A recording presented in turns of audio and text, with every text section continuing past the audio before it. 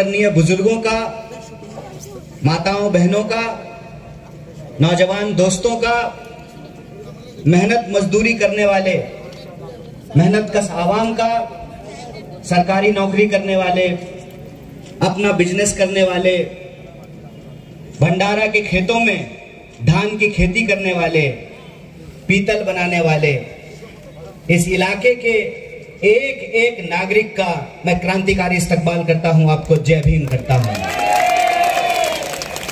दोस्तों, मैं अपनी बात करूं उससे पहले मैं बहुत धन्यवाद देना चाहता हूं इस डॉक्टर बाबा साहब भीमराव अंबेडकर जयंती सार्वजनिक जयंती समिति के पूरी की पूरी कमेटी को। इंतजार करना नहीं बंद किया, आपने बुलाना नहीं बंद किया, और मैं अपने आप को यहाँ आने से रोक नहीं पाया। मैं आपके बीच आकर के बहुत अनुग्रहित महसूस कर रहा हूँ, और मैं जो भी बातें करूँगा उस संबंध में बस मैं एक बात कह देना चाहता हूँ। ऐसा बिल्कुल भी नहीं है कि मैं मंच पे खड़ा हूँ तो मुझे ज़्यादा ज्ञान है, ऐसी बात बिल्कुल नहीं है। आप सब लोग जो सामने बैठे हुए हैं, खड़े होकर के दूर दूर से जो सुन रहे हैं, मैं आपसे कहना चाहता हूं कि आपसे ज्यादा बुद्धि नहीं है मुझे, तो मैं जो भी कहूंगा मैं अपने दिल का दर्द बयां करूंगा, अपनी चिंता बयां करूंगा, और मुझे लगता है कि ये दिल का दर्द, ये चिंता सिर्फ मेरी नहीं है, हम सबकी है, और यही एकता को स्थापित करने के लिए मैं भंडारा आया हूं, और आप तमाम लोगों को बहुत बहुत शुक्रिया कहता हूं, आपको धन्यवाद कहता हूं। एक बात और, जब भी मेरा नाम लिया जाता है तो साथ में जेएनयू का नाम जरूर लिया जाता है। तो मैं आपको एक जानकारी दे दूं, मैं 2016 में जेएनयू का प्रेसिडेंट था। अब उस बात को 6 साल हो गए हैं, और 2018 में मैंने अपनी पीएचडी पूरी करके उस यूनिवर्सिटी से मैं बाहर आ गया, और यूनिवर्सिटी में जो घटनाक्रम हुआ, उस घटनाक्रम के चलते मेरे सामने जो आज कुर्सी पे बैठे हुए लोग हैं, इनके खिलाफ लड़ने के अलावा और कोई रास्ता नहीं था। और हमने उसी परंपरा को याद करते हुए, जिस परंपरा को ज्योतिबा फूले ने शुरू किया, जिस परंपरा को डॉक्टर बाबा साहब भीमराव अंबेडकर ने आगे बढ़ाया, उसी परंपरा को आगे बढ़ाते हुए हमने ये तय किया कि हम इनसे लड़ेंगे, इनके सामने हम झुकेंगे नहीं। और आज वो दिन है ज्योतिबा फूले के जन्म का। आज वो दिन है कि पूरा देश फूले साहब की जयंती मना रहा है। और आप सब जानते हैं कि ज्योतिबा फूले को डॉक्टर बाबा साहब भीमराव अंबेडकर अपना वैचारिक गुरु मानते थे। वो आपस में कभी मिल नहीं पाए, लेकिन शिक्षा को लेकर के जो बातें ज्योतिबा फूले ने की, उस बात को डॉक्टर बाबा साहब भीमराव अंबेडकर ने अपने विचारों में आगे बढ़ाया। ज्योतिबा फूले साहब ने अपने विचारों में साफ साफ कहा कि आपको धार्मिक प्रतिष्ठानों की घंटी और शिक्षण संस्थानों की घंटी का फर्क समझना पड़ेगा। आप में से जिन साथियों ने यह बात पढ़ी है, जिन्होंने गुलामगिरी पढ़ा है, जिन्होंने ज्योतिबा फूले साहब का शिक्षा को लेकर के क्या विचार था उसके बारे में पढ़ा है, वो आप बखूबी जानते हैं। वो कहते हैं कि अगर आपके पास शिक्षा नहीं है तो ना नीति बचेगी, ना संपत्ति बचेगा, ना अधिकार बचेगा। शिक्षा के महत्व को जिस तरह से भारत में ज्योतिबा फूले समझते थे, डॉक्टर बाबा साहब भीमराव अंबेडकर ने अपने नारे में उस बात को अंकित किया, शिक्षित बनो, संगठित बनो, संघर्ष करो। शिक्षा को लेकर के उन्होंने कहा कि शिक्षा शेरनी का दूध होता है, एक बार अगर उसको कोई पी ले तो फिर वो दहाड़ना बंद नहीं कर सकता है। और आप तमाम लोगों के टैक्स के पैसे से इस देश के एक सरकारी विश्वविद्यालय में हमने भी डॉक्टरेट की उपाधि ली है, हमने आपका नमक खाया है, इसीलिए हम आपके हक के लिए आवाज को बुलंद करते हैं। इससे ज्यादा हमारी कोई भूमिका नहीं है। आज जब हम इतिहास के इस मोड़ पे खड़े हैं, जो सार्वजनिक जयंती समिति है, उस जयंती की शुरुआत वो 11 अप्रैल को करते हैं, ताकि ज्योतिबा फूले, डॉक्टर बाबा साहब भीमराव अंबेडकर, साहू जी महाराज के विचारों को आगे बढ़ाया जाए। जो समतामूलक सिद्धांत है, वो समतामूलक सिद्धांत हमारी नौजवान पीढ़ियों को बताया जाए, समझाया जाए, उनको यह सिखाया जाए कि शिक्षा आपके लिए क्यों जरूरी है। शिक्षा नहीं है तो सोच नहीं है, सोच नहीं है अधिकार नहीं है, अधिकार नहीं है नीति नहीं है, और इन तमाम चीजों के रक्षा के लिए समझदारी होना और उस समझदारी पे चलते हुए संघर्ष करना बहुत जरूरी हो जाता है। आज जो मैं अपना वक्तव्य करूंगा, जो भी बात कहूंगा, मैं इसी दायरे में ये तमाम बातें करना चाहता हूं। और आज आप तमाम लोगों को ये समझने की जरूरत है कि हम इतिहास के किस मोड़ पे जाकर के खड़े हुए हैं। पूरा देश एक तरफ ज्योतिबा फूले को याद कर रहा है, जिसमें उन्होंने साफ साफ कहा है कि स्कूल का घंटी बजना जरूरी है, क्योंकि स्कूल का घंटी जब बजता है तो हमको अज्ञानता के अंधेरे से निकाल करके ज्ञान के पथ पर लेकर के जाता है। लेकिन आज ही आप तमाम लोगों ने अपने मोबाइल में, टेलीविजन में कुछ हृदय विदारक घटनाओं को सुना होगा, कुछ हृदय विदारक घटनाओं को देखा होगा। और जब मैं रास्ते से आ रहा था, गांधी चौक पे जब राम जी हमको मिले बैठे हुए, तो मेरे मन में भी ये विचार आया कि भगवान प्रभु श्री राम के नाम पर इस देश में क्या लोग करने की कोशिश कर रहे हैं। मैं उन लोगों से ये पूछना चाहता हूं कि वनवास के दौरान भगवान प्रभु श्री राम सबरी का बेड़ खाते हैं, और आप आज उनका नाम लेकर के लोगों का दुकान जलाते हैं। ये क्या है? ये नफरत की एक ऐसी साजिश है, ये नफरत की एक ऐसी आग है जिसमें इंसानियत और मानवता को जलाने की कोशिश की जा रही है। और ये जो आग की लपट है, ये जो नफरत है, इसको अगर हमने समानता और मोहब्बत से नहीं हराया तो ये हमारे अधिकारों को भी जला देगा। और ये बात मैं इसलिए कह रहा हूं कि एक तरफ आप देश की हालत देखिए, रोज पेट्रोल का दाम बढ़ता है, रोज। कोई ऐसा दिन नहीं है, राज्य के चुनाव में जाते हैं और कहते हैं कि इस राज्य में डबल इंजन की सरकार बनाने की जरूरत है। क्या है डबल इंजन की सरकार? डबल इंजन की सरकार मतलब 4 लोगों का व्यापार, 2 देश बेच रहा है, 2 देश खरीद रहा है। अमित शाह और मोदी देश बेच रहा है, अंबानी और अदानी देश खरीद रहा है। ये जो सच्चाई है, इस सच्चाई को इस देश की जो बहुसंख्यक आबादी है उसको सोचना पड़ेगा। उसको ये सोचना पड़ेगा कि देश की जो संपदा बेची जा रही है ना, वो किसी एक धर्म का मसला नहीं है, किसी एक जाति का मसला नहीं है, ये हम सब की लड़ाई है। और हम इसलिए कहते हैं कि आप सोच करके देखिए कि बीमारी आपको और हमको होमोसेपियंस मानती है, वायरस आपको और हमको होमोसेपियंस मानती है, लेकिन हम आपस में एक दूसरे को महिला, पुरुष, ब्राह्मण, दलित, हिंदू, मुसलमान, मराठी, बंगाली मानते हैं। आप सोच करके बताइए कि कोरोना सिर्फ मुसलमान को हुआ कि हिंदुओं को भी हुआ? कोरोना सिर्फ पुरुषों को हुआ कि महिलाओं को भी हुआ?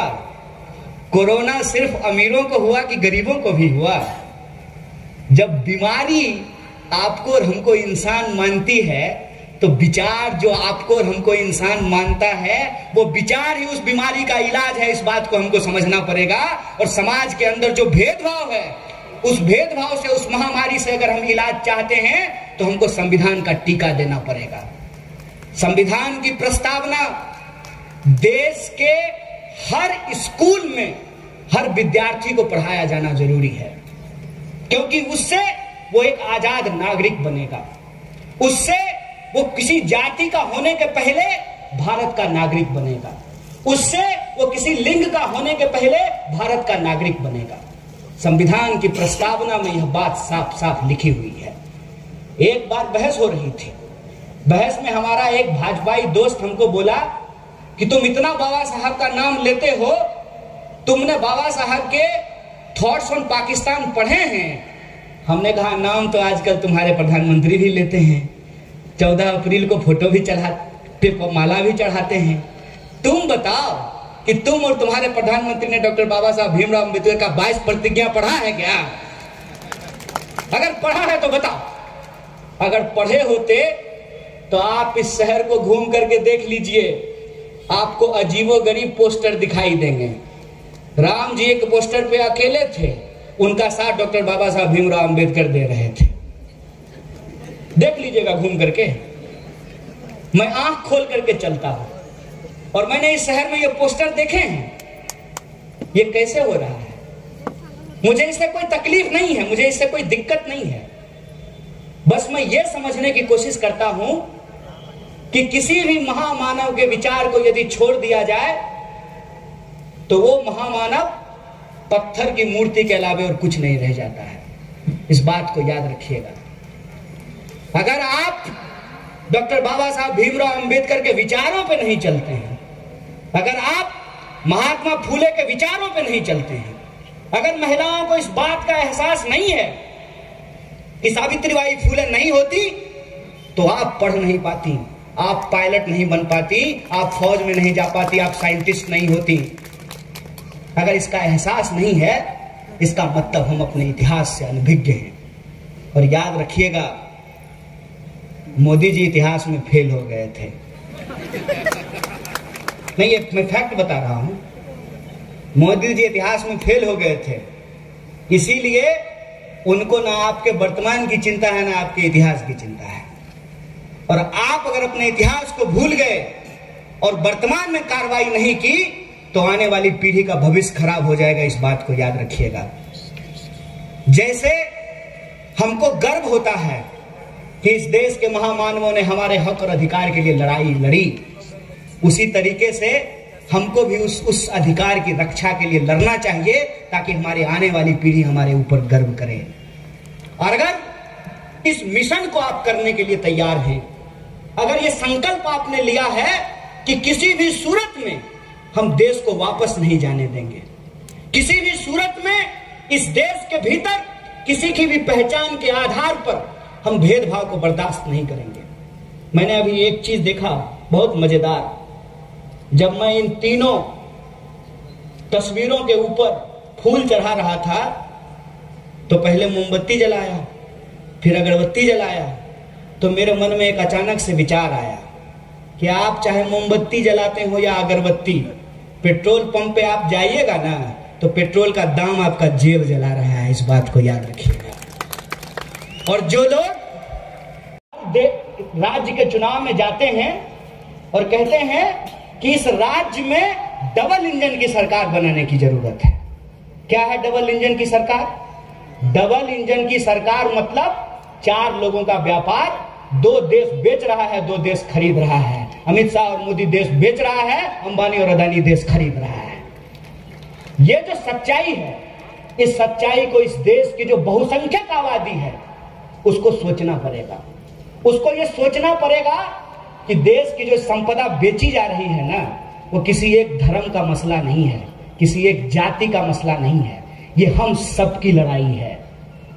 और हम इसलिए कहते हैं कि आप सोच करके देखिए कि बीमारी आपको और हमको होमोसेपियंस मानती है, वायरस आपको और हमको होमोसेपियंस मानती है, लेकिन हम आपस में एक दूसरे को महिला, पुरुष, ब्राह्मण, दलित, हिंदू, मुसलमान, मराठी, बंगाली मानते हैं। आप सोच करके बताइए कि कोरोना सिर्फ मुसलमान को हुआ कि हिंदुओं को भी हुआ?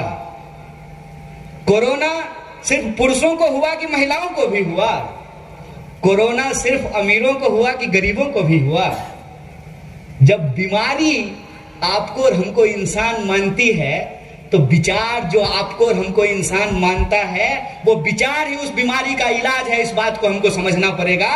और समाज के अंदर जो भेदभाव है, उस भेदभाव से, उस महामारी से अगर हम इलाज चाहते हैं तो हमको संविधान का टीका देना पड़ेगा।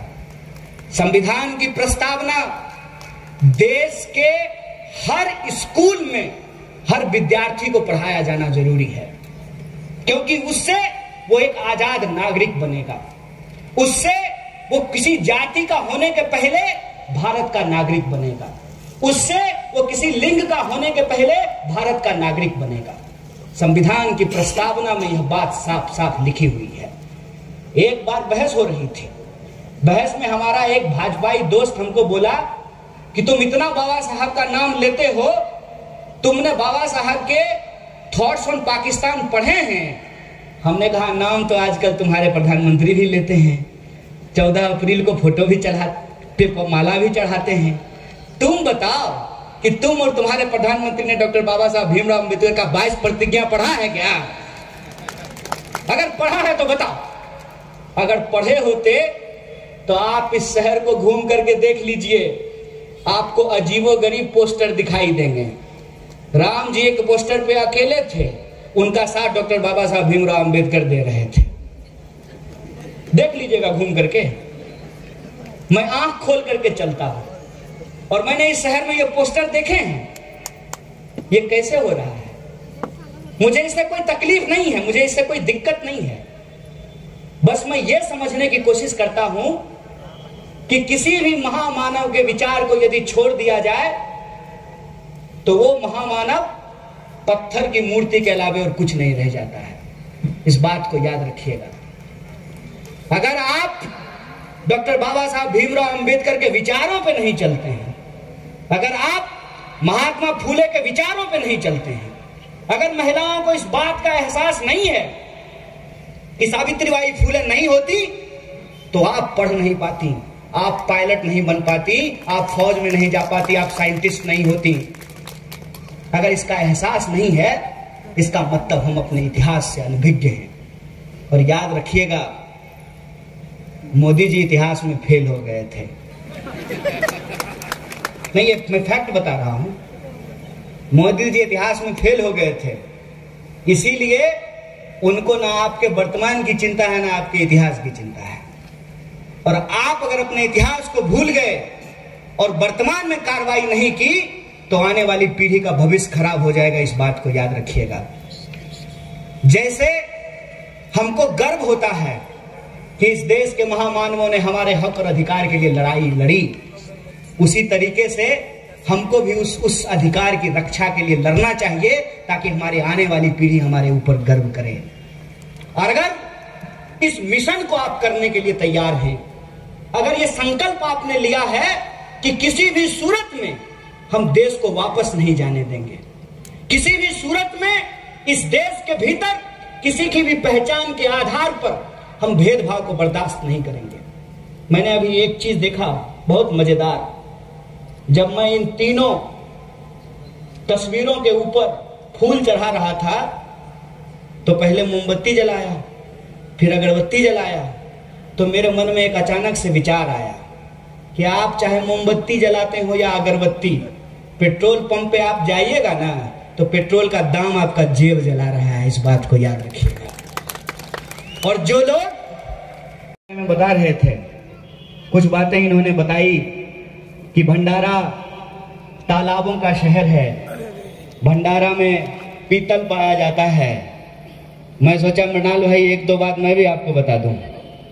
भंडारा वो जगह है जहां से डॉक्टर बाबा साहब भीमराव अम्बेडकर चुनाव लड़े थे। भंडारा वो जगह है जहां सबसे ज्यादा चावल की खेती होती है, सबसे ज्यादा पानी होता है। और आपने पीतल की बात की है तो एक बात मैं बताऊं आपको। मैं बिहार से आता हूं, मैं रास्ते से आ रहा था तो गांधी चौक पर राम जी अकेले बैठे हुए थे। मैं मिथिला से आता हूं और राम जी की शादी रामायण में मिथिला में हुई है।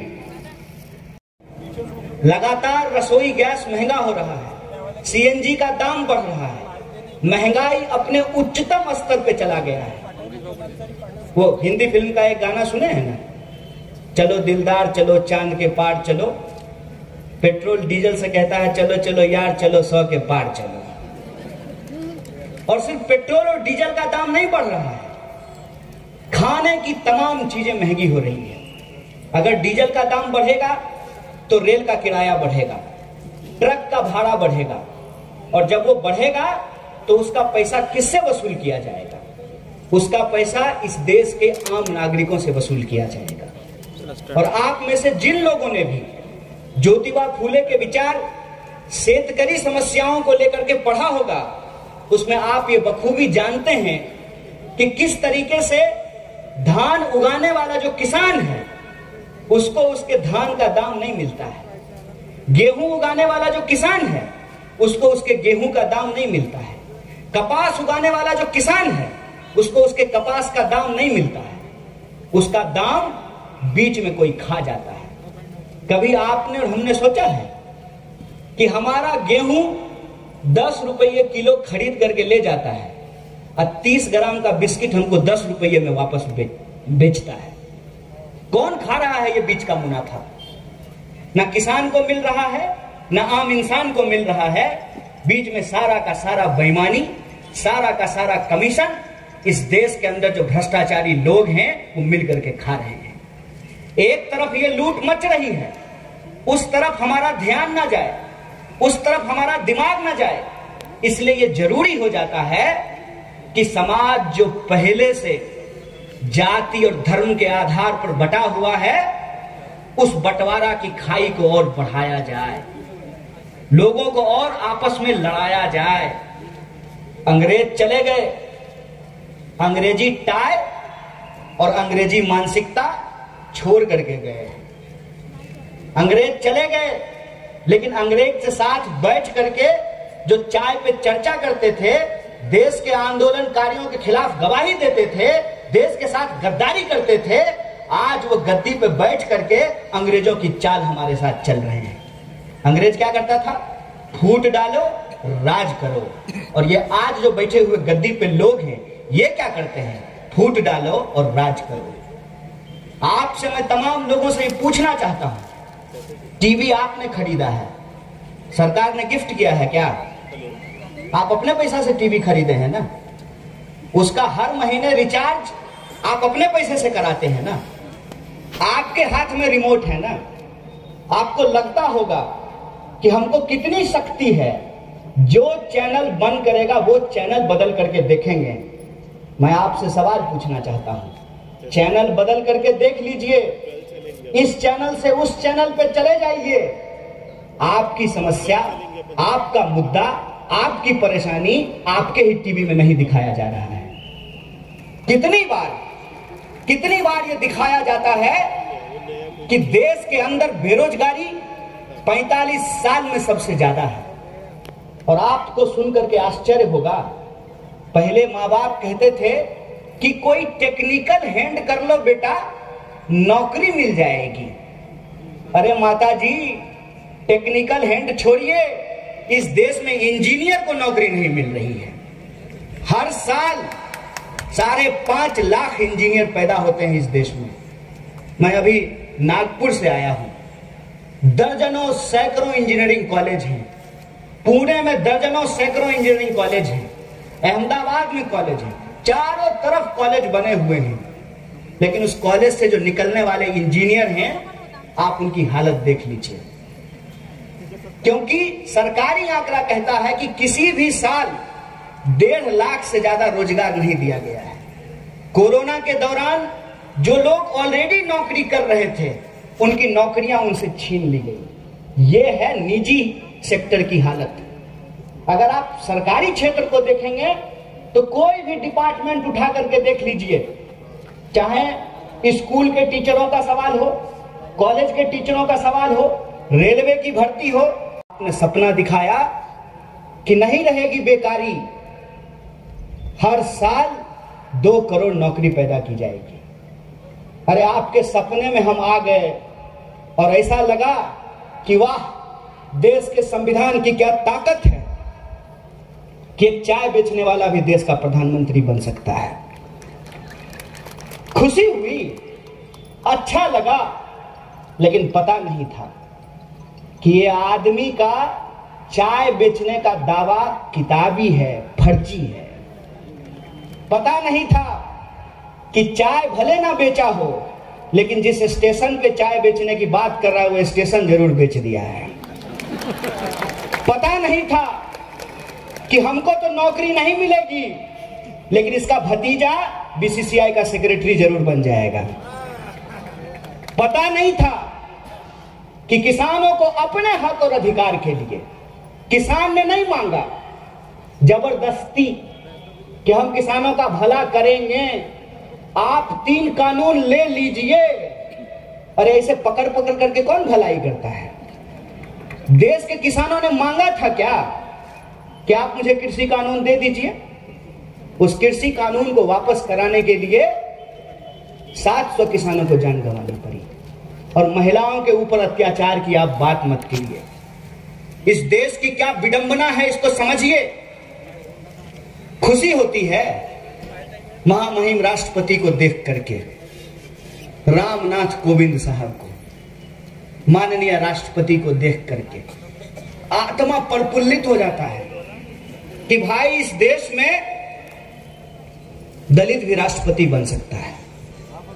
ऐसा लगता है कि डॉक्टर बाबा साहब भीमराव अंबेडकर का सपना पूरा हो गया। लेकिन जब ही हाथरस में एक बेटी की जान जाती है और उनके मुंह से एक आवाज नहीं निकलता है, आत्मा वापस जो है शरीर में आ जाती है, दिल बैठ जाता है। लगता है ये बाबा साहब भीमराव अंबेडकर का सपना नहीं पूरा हो रहा है, ये तो गुरु जी का सपना पूरा हो रहा है।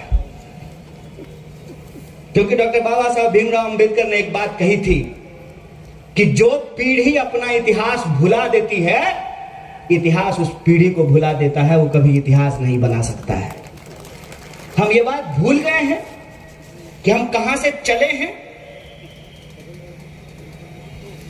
जब सावित्रीबाई फूले महिलाओं को पढ़ाने का संकल्प लिया था, तो जिनके दिमाग में गोबर भरा हुआ है वो उनके ऊपर गोबर फेंका करते थे। और ये बात मैं बता रहा हूं 19वीं शताब्दी की। 1947 में जब देश आजाद होता है और संविधान सभा का निर्माण होता है, 15 महिलाओं को उसमें भागीदारी मिलती है। हमारा देश एक दिन में नहीं बना है, 5000 साल का इतिहास है। एक एक कदम पार करते हुए हम आज इस जगह पे आकर के खड़े हुए हैं।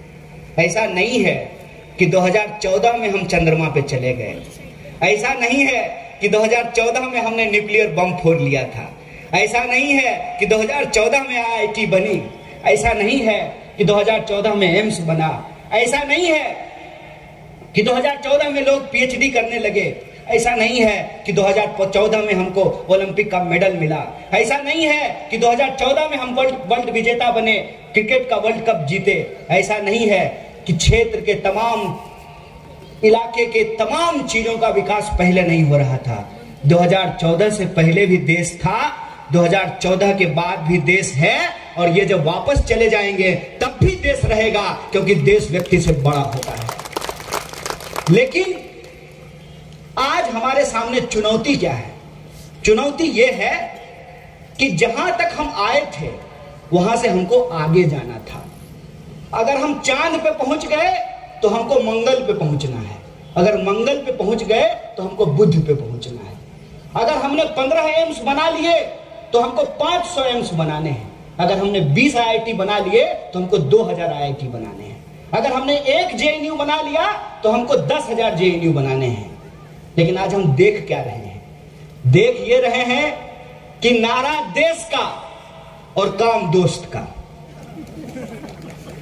सोच करके हमको बताइए, नारा देश का लगाया जा रहा है, तिजोरी दोस्त का भरा जा रहा है।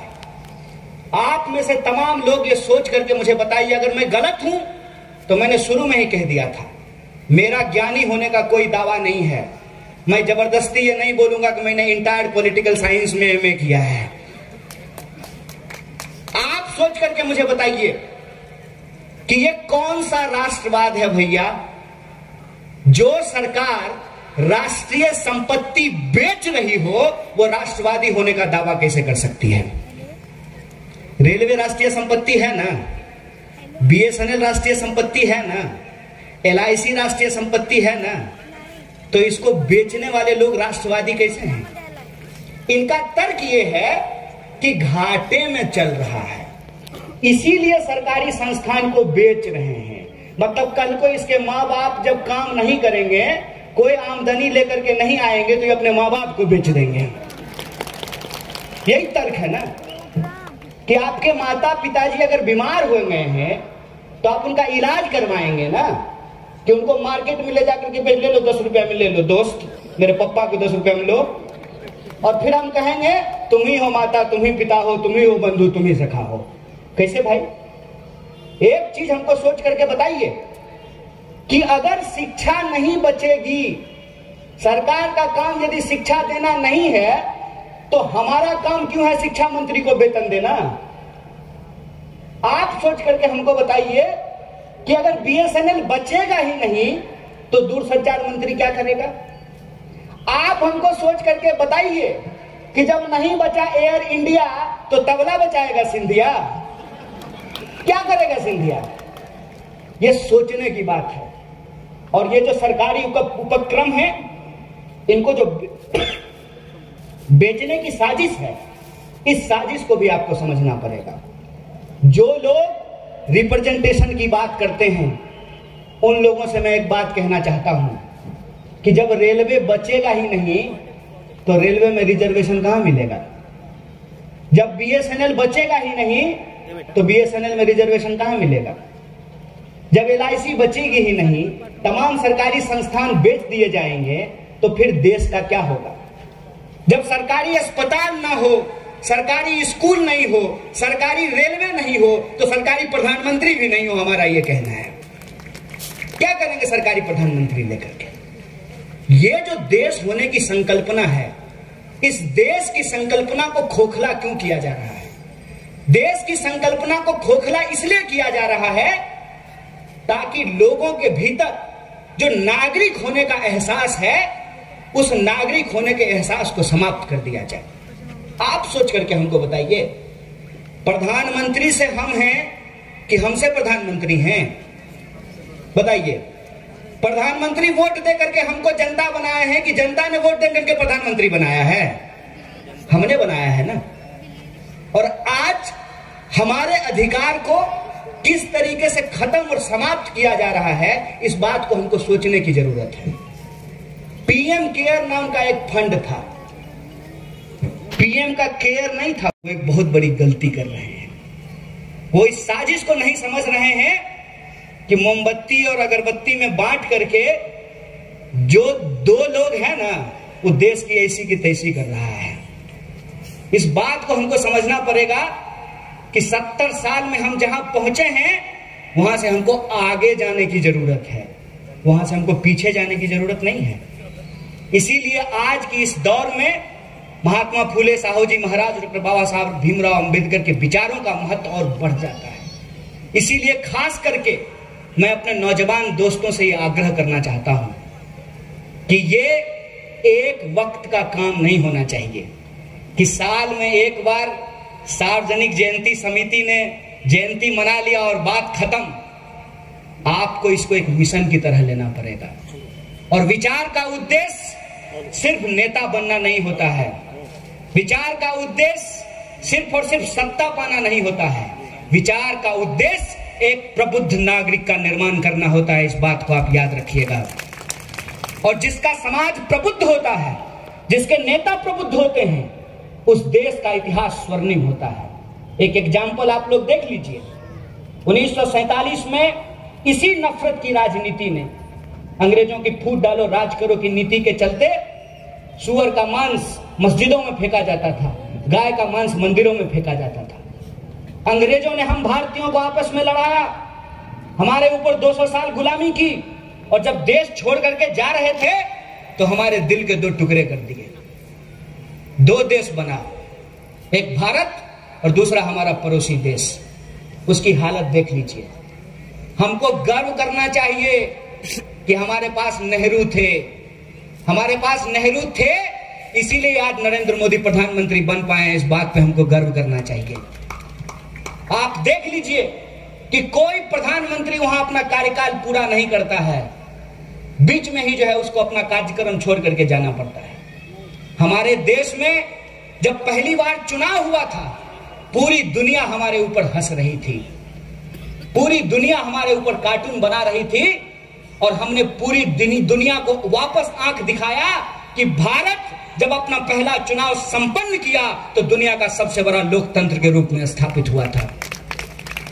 यह हमारा इतिहास है। 70 साल की इस यात्रा में हमने बहुत कुछ खोया है और बहुत कुछ पाया है। इस यात्रा में हम बहुत आगे आए हैं और हमको बहुत आगे जाना है, लेकिन कुछ लोग वापस से इस समाज को, इस देश को मध्य युग में पहुंचाना चाहते हैं। उनसे हम सिर्फ एक बात कहना चाहते हैं कि आपको कुर्सी लेनी है ले लीजिए, आपको राज करना है राज कीजिए, लेकिन लोगों के दिलों का बंटवारा मत कीजिए, दोबारा जो है इस देश को बांटने की साजिश मत कीजिए, ये हम आपसे कहना चाहते हैं। फिर भी अगर आप अपनी हरकतों से बाज नहीं आएंगे, जिसकी संभावना 100% है, आप बढ़िया से तैयार हो जाइए, सेंट लगा लीजिए, अच्छा कपड़ा पहन लीजिए, मक्खी आपके शरीर के ऊपर आकर के नहीं बैठेगी। आप गंदा हैं, नहीं नहाए हैं, मक्खी आपके ऊपर आकर के बैठेगी। कहते हैं कि चोर चोरी से गया कि तुम्बा फेरी से गया। जिनको समाज को बांटने की आदत है, लोगों को आपस में लड़ाने की, भिड़ाने की, आग लगाने की आदत है, वो अपनी आदत से बाज नहीं आएंगे।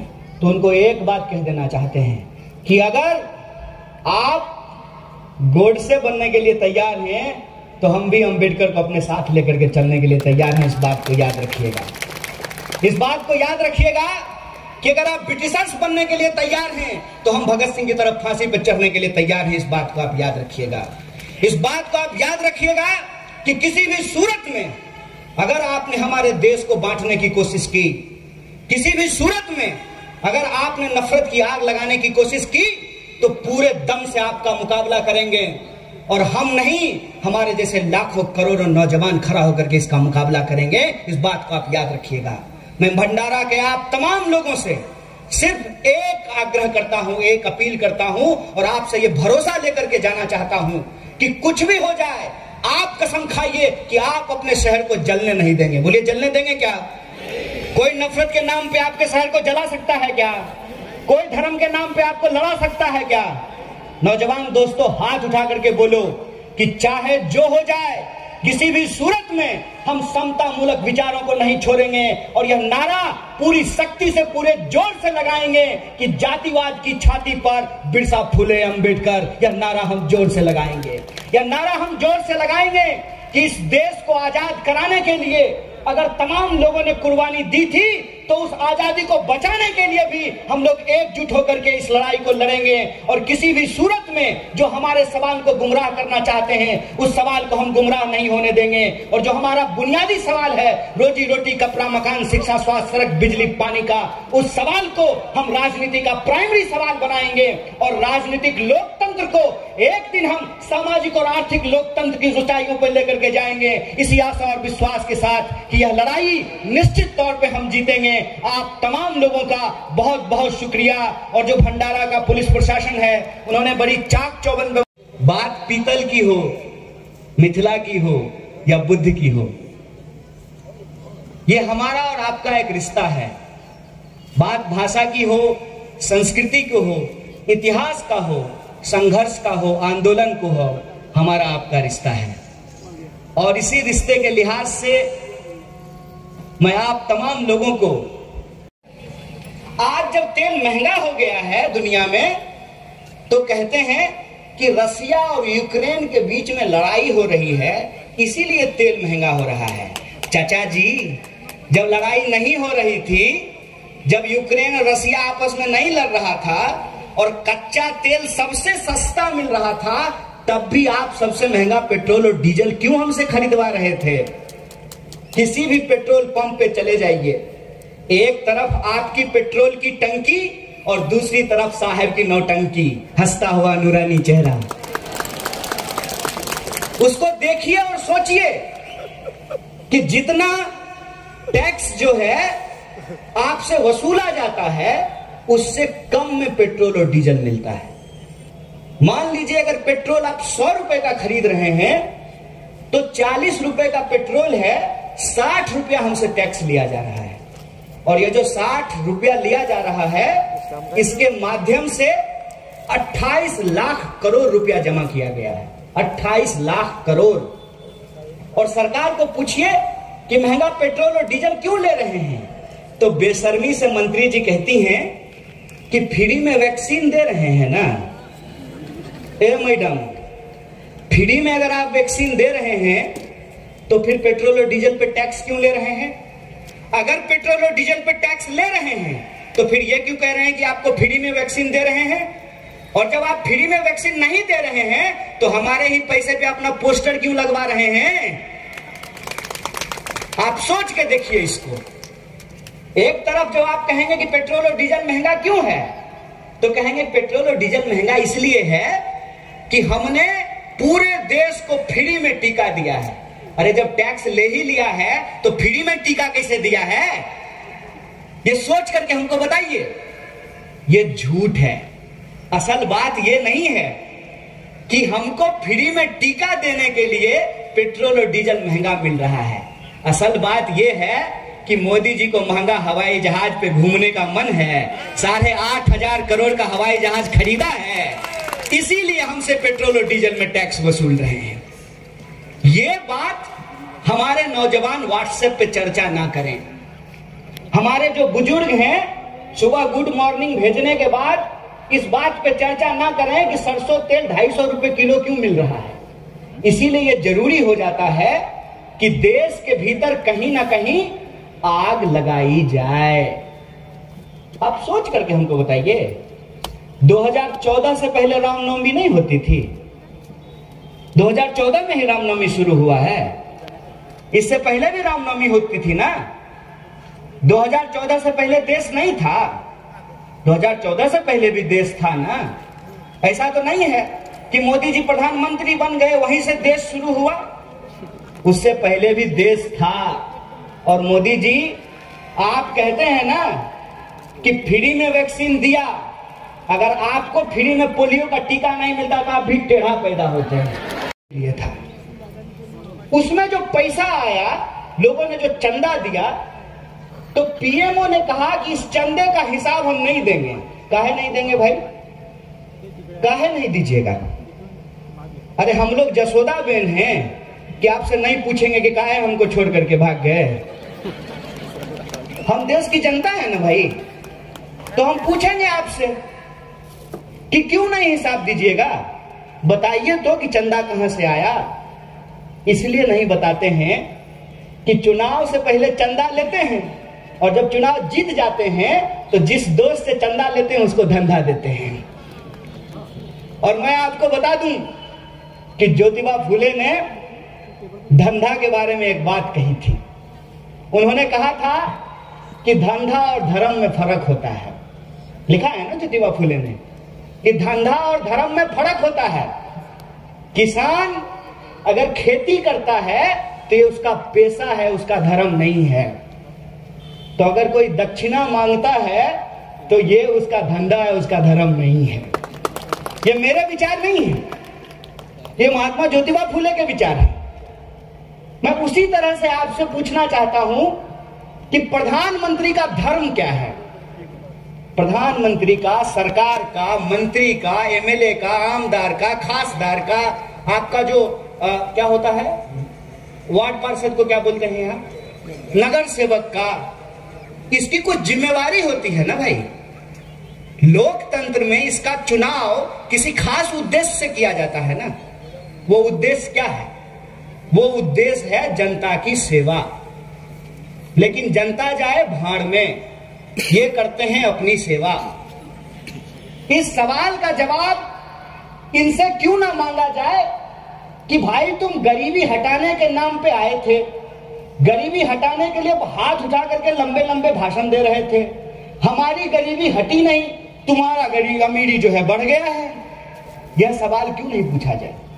और जब आप सरकार से सवाल पूछेंगे, यह पहली बार भारत के इतिहास में हो रहा है कि सरकार से सवाल पूछने के चलते लोगों को देश विरोधी कहा जा रहा है। तो मेरा इस संबंध में एक बात कहना है कि जितना जोर लगाना है लगा लीजिए। जितना आपको दोस्त ने चंदा दिया है ना, चंदा का सारा पैसा से जितना मीडिया खरीदना है खरीद लीजिए। जितना दम है उतना दम लगा लीजिए। डॉक्टर बाबा साहब भीमराव अंबेडकर भी भंडारा से चुनाव हार गए थे। चुनाव हार जाने से हम अपनी लड़ाई छोड़ने वाले नहीं हैं। हम आपसे सवाल पूछते थे और आपसे सवाल पूछेंगे, हमारा संकल्प है। बात हम आपको कह देना चाहते हैं, देश के आम लोगों के पैसे से हमने पढ़ाई की है, हमने उनका नमक खाया है, और जब एक बार हमने शेरनी का दूध पी लिया है तो हम दहाड़ना बंद नहीं करेंगे। इस बात को आप याद रखिएगा।